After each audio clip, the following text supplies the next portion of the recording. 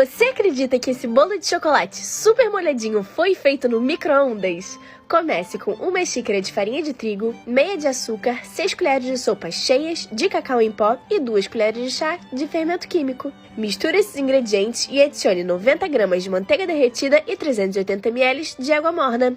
Misturando tudo, ficamos com essa massa linda. E agora é só transferir para a forma de silicone, que pode ir no micro-ondas, hein?